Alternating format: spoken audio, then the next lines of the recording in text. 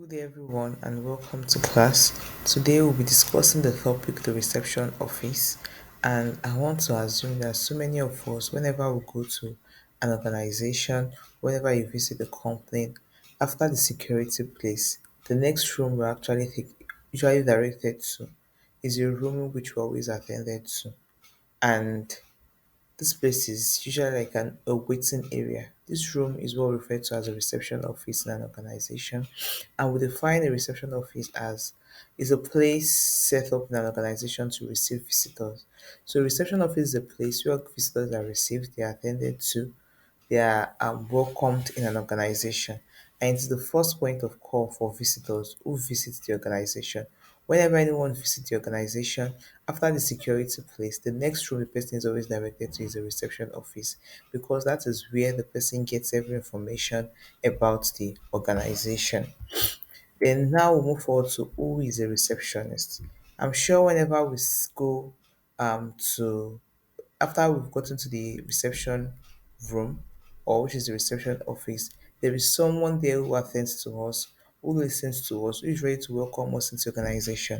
And this person is always referred to as a receptionist. I will say receptionist is a staff in an organization. A receptionist must be someone who is working in that company and who is usually in the reception office and responsible for receiving, attending, and directing visitors in an organization. So it's the work of the receptionist to receive visitor, to attend to visitor, and direct visitors in an organization. So when we talk about what a receptionist is, the person must be someone who is working in an organization because the receptionist is someone who represents the organization, who acts as an ambassador of the organization. Wherever information that is needed or wherever inquiry one is coming to make, the receptionist is someone who attends to the visitor. So whether you are coming in newly or you are coming on an appointment or you want to see someone in the organization, the receptionist is someone who attends to you in the organization. Let's go further by looking at the qualities of a receptionist. A receptionist must have the following qualities. The first one says a good receptionist must be polite and friendly, especially to visitors. Yes, as a receptionist, you must be someone who is polite.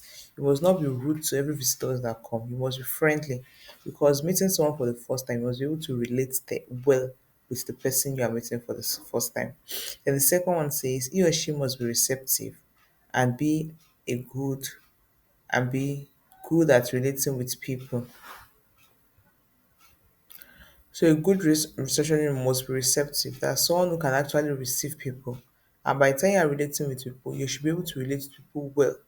Don't be too angry or frowning your face by the time you're visiting by the time someone is you have a visitor before you.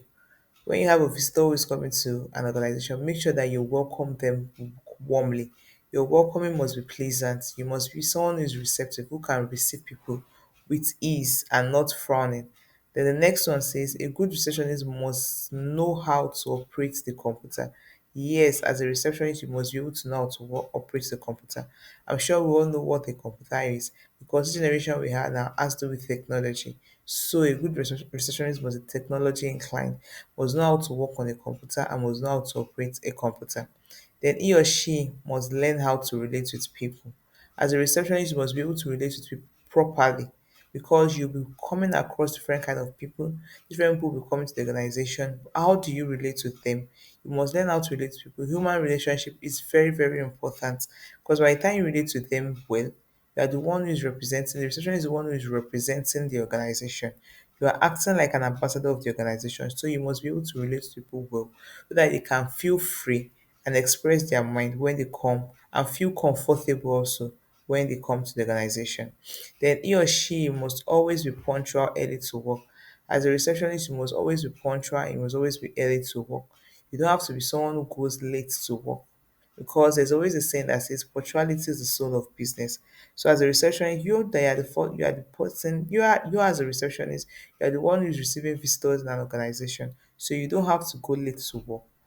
Because when you are receiving visitors, all you have to do is you have to get to the work early as soon as possible so that every visitor that comes, you'll be able to attend to them as quick as possible. Now look at the documents handled by receptionists. And the following are documents handled by reception. The first one we have is the visitors book, we have the request form or slip, we have business card, telephone message pad, and diary. Lastly, diary. So we're taking them one after the other. So we have the visitors book. What is a visitors book? A visitors book in an organization is used to record information about visitors or caller and what the visitor has come to do in the organization. Most time when a visitor comes to, especially if someone is visiting an organization for the first time, there is always a book in which the visitor has to fill because the details and of the visitor is usually needed by the time the visitor is visiting the organization for the first time or whoever has called the organization. And all this information are what is used to know or to know who the visitor is coming to see. And visitors book contains the name of the visitor, date of visit, address of the visitor, home to see, purpose of the visit, departure, and signature of the visitor. So in this visitor book, as the visitor is supposed to fill his or her name, the date the person has visited on a particular day, okay, maybe the visitor visited on a Monday, and the date must be written there also. The address of the visitor, whom the visitor has come to see. Who have you come to see in an organization? Maybe you came to see the HR, which is the human resource. Maybe you came to see a particular person in a particular department.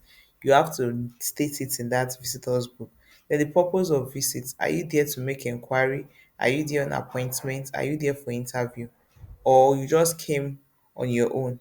You have to state it also. Then departure and signature, the time you came in, your time you arrived and the time you left the organization, and you have to sign, which is your signature. This is very important because every organization must keep record and keep track of every visitors who come into the organization. So this book is actually used to record all the visitors that comes to the for each day and these documents are usually handled by this book is usually handled by a receptionist. But by the time you get to the reception office and the receptionist attends to you, this is one of the records you'll be filling by the time you get there. The next one says request form or slip. That many organizations require visitors to complete visitors request form or slip because before they can be attended to. So in an organization, before you can be attended to, the request form is just like a small leaflet. After filling the visitors with a a small leaflet for you to just fill because this leaflet is given to whomever you want to go and see in an organization. So the slip contains information like name and address of the visitor or caller, home to see, purpose of visit. This will be given to the officer to decide if the person should come or not. What this form is usually requested for is by the time you are filling it, imagine you visiting an organization for the first time and you want to see maybe you want to see the sales manager. You have something you want to make inquiry about to the sales manager.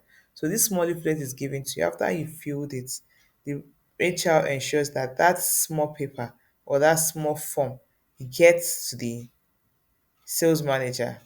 So the sales manager will now decide if you are to come in or not, even without calling. So this form will actually help to know if you are to come because it's given directly to whom you want to go and see in an organization. So it's very important that organizations have ensure that their visitors complete this request form or slip so they can give to whomever the person has come to see in an organization. Okay, the next document we'll be looking at is business card. I would say a business card usually contains the name of the owner, his company, and his position in the company. So once the word business card is always given to the visitors when they come to ensure to reduce maybe in form of introduction or whatever. So a business card usually contains the name of the owner, his company, that's the name of the owner of the company, the name of the company, and his position in the company. Maybe it has to do with okay, a person's name is so and so. Take for example, maybe I'm the owner of Esther Fashion House and I own a fashion store. So my on my business card, I have my name there, which is Esther EDD, and the name of my company, which is Esther Fashion House, my address and my position. I'll tell you I'm the CEO of the fashion house. So it will be indicated on my business card and the office address, the official telephone number. That is what is used to introduce him or her. Save time for completing the visitors book also. So the next to look at is document telephone message pad.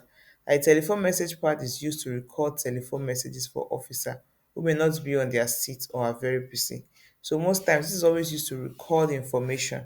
Every maybe sometimes someone is trying to reach out to some manager or some head of department, but they could not get through them. So this telephone messenger is always used to record every information, everything information that the caller has called in for.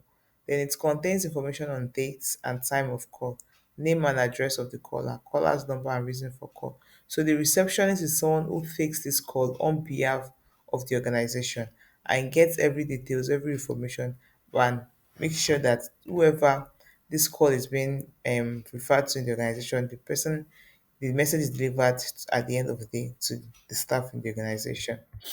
Then lastly, the document we'll be looking at is the diary.